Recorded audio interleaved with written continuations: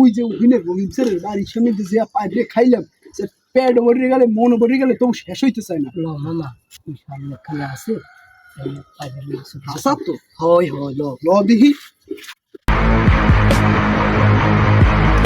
কাঁড়া একটু বড় মামা পারবো কেমনে?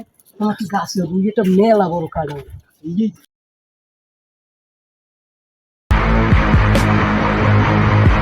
বউ তোমাকে আজকে আমি খাই।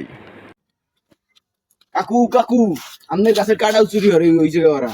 কেডা আরে ওই পোলা পান লদেই তাড়াতাড়ি শিগগির ল। পেটাটা লাড়ি দে লাড়ি দে।